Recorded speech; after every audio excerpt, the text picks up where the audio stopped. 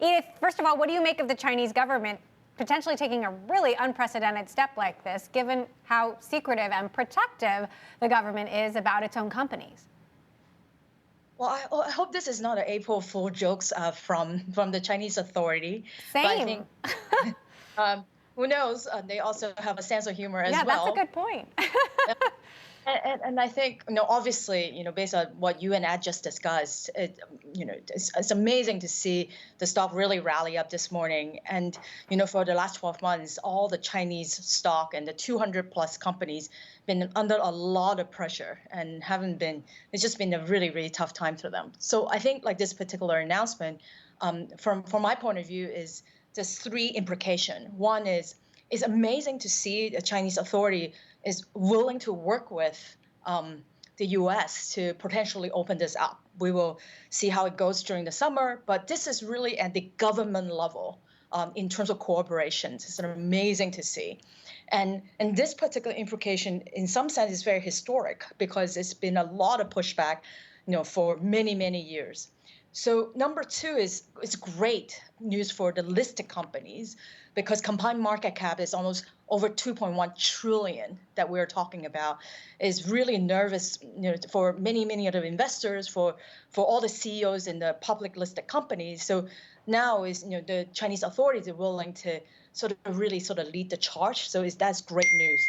And number three, from the point of view from a startups, there's so many different startups really been wanting to go IPO in the US. And now there's light at the end of the tunnel. So it's great news overall.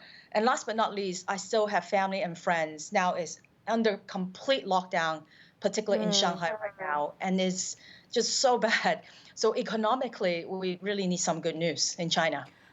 Well, so I wonder if this is going to be part of a longer-term strategy, given that the Chinese government has been cracking down on its own tech companies for months upon months now. Yeah. Are we going to see a broader easing up? I really hope so. I'm definitely not qualified to comment on what Chinese authority and government would do. But one thing for sure, I think that Chinese government really wants to support the economy. And think what happened with at the Ant Group, or of course, it's not purely just for regulatory with ad tech or the fintech sectors. It's just overall, I think the whole economy because of COVID have been really going through some tough times. And I think right now the government really wants to sort of help and push this along. And at least for us from a early stage investor, and that's from a startup point of view, this is really, really good news. And I think they really wanted help but not to suppress it. So what is your assessment now of whether investors should be getting into or staying in Chinese tech stocks, public companies, and whether Chinese companies in general are smart from a private market or venture capitalist investment perspective as well? Well, I think like from a private market, there are many areas that is a little bit more, I don't want you, but from healthcare or semiconductors, or any sort of electric cars, and frankly, China's been one of the fastest growing market for companies like Tesla.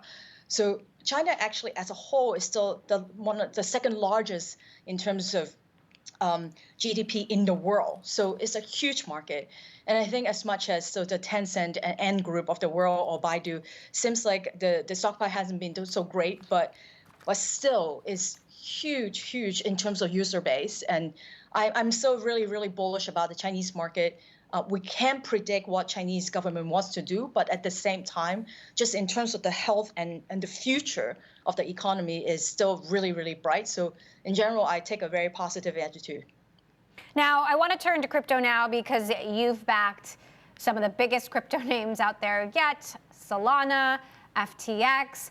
Why do you think we're seeing such hesitance on the part of public market investors to double down on crypto amidst this broader market downturn? There was a thought that cryptocurrencies could potentially be decoupled from traditional equities, but we're not really seeing that.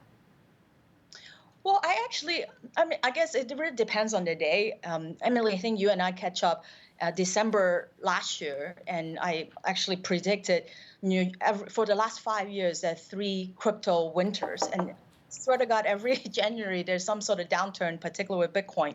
But having said that, in the last few days, the crypto market really rallied up once again. So in my head, there's a few things. One is, in 2021, it's been record high in terms of early stage crypto venture.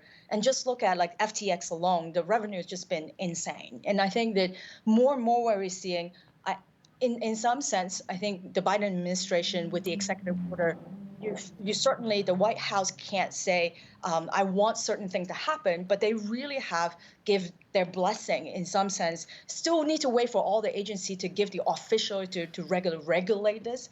But at the same time, I do think that we're going in the right direction.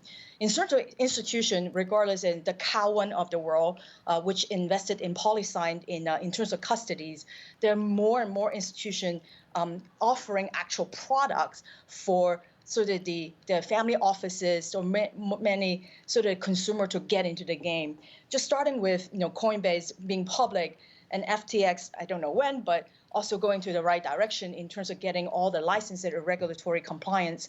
I think Right. more will come in.